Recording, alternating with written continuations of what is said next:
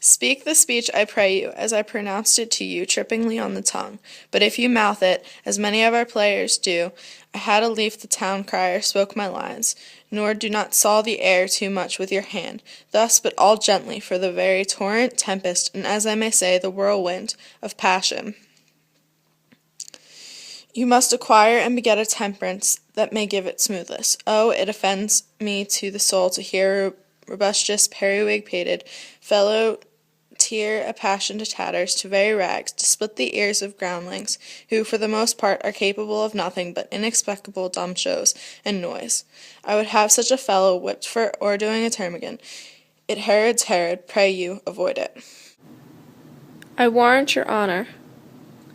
Be not too tame neither, but let your own discretion be your tutor. Suit the action to the word to the action, with the special observance that you step not the modesty of nature, for anything so overdone is from the purpose of playing, whose end, both at the first and now was and is to hold, as for both the mirror to the nature, to show virtue with her own feature, scorn her own image, and the very age and body of the time, his form and pressure. Now this is overdone, time or come tardy off. Though it make the unskilful laugh, cannot but make the judicious grieve, the censure of which one must in your own allowance o'erweigh the whole theatre of others. Oh, there be players that I have seen play, and heard others praise, and that highly, not to speak it profanely, that, neither having the accent of Christians, nor the gait of Christian pagan nor man, have so strutted and bellowed that I have thought some of nature's journeymen, and had made men, not made in them well, they imitated humanity so abominably. I hope we have reformed that indifferently with us, sir. Oh, reform it altogether, and let those that play your clowns speak no more, that it is set down for them. For there be of them that will themselves laugh, to set on some quantity of barren spectators to laugh to, though in the meantime some necessary question of the play be then to be considered, that's villainous, and show a pitiful ambition in the fool that uses it. Go, make your ready. How now, my lord, will the king hear this piece of work? And the queen too, and that presently. Bid the players make haste. Will you two help to hasten them? Aye, my lord. What ho, Horatio? Here, sweet lord, at your service. Horatio, thou art even as a man, as even my conversation coped withal. O my dear lord. Nay, do not think I flatter, for what advancement may I hope from thee, that no revenue hast but thy good spirits, to feed and clothe thee?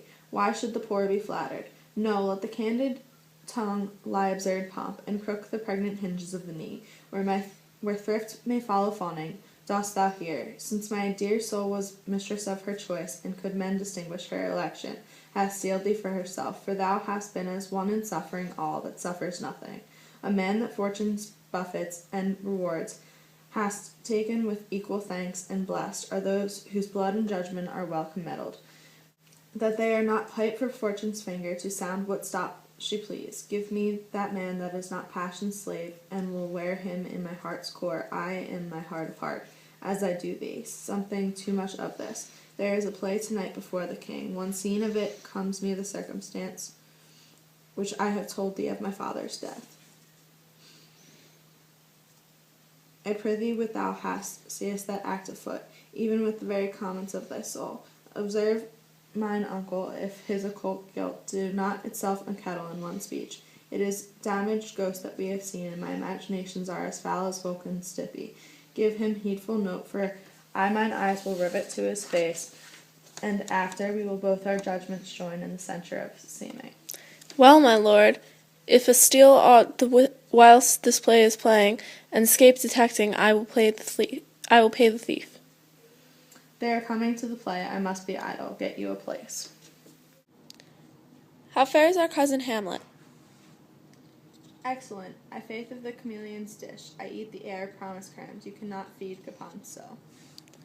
I have nothing with these, Sir Hamlet. These words are not mine. No, nor mine now.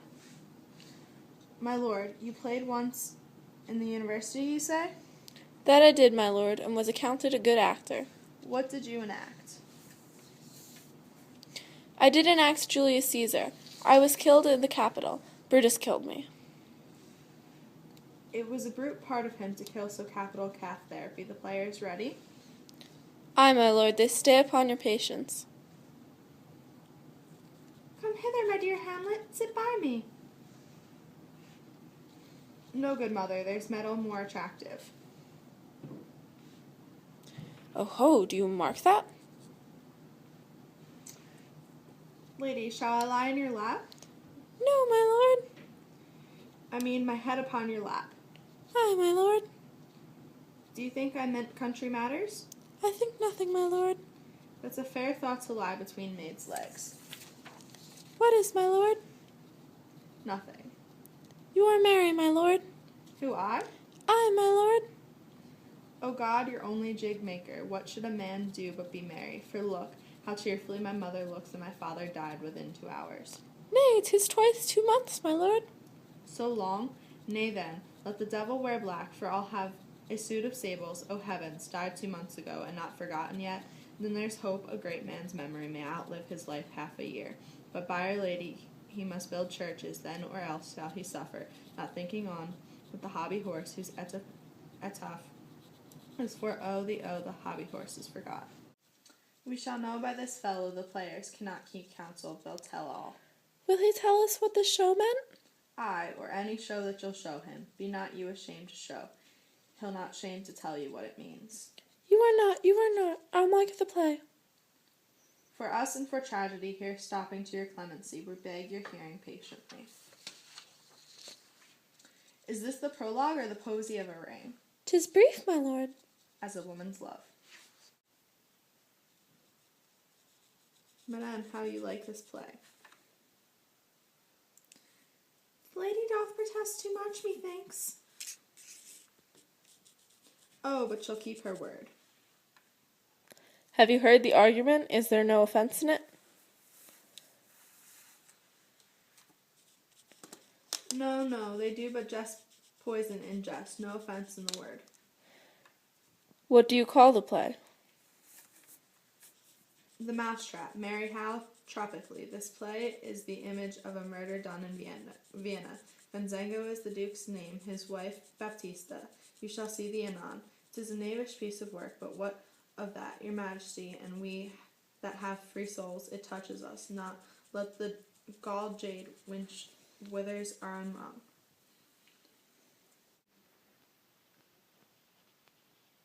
This one is Lucianus, nephew to the king. You were as good as a chorus, my lord. I could interpret between you and your love if you could see the puppets daily. You are keen, my lord, you are keen. It would cost you a groaning to take off my edge. Still better and worse. So you mistake your husbands, begin murder, leave thy damnable faces, and begin. Come, the croaking raven doth bellow for revenge. Thoughts black, hands apt, drugs fit, and time agreeing.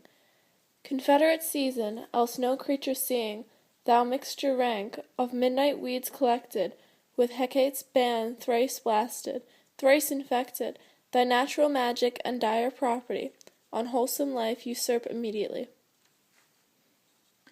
He poisons him in the garden for estates. His name Gonzago, the story is extant and writ in choice Italian. You choose anon how the murder gets the love of Gonzago's wife.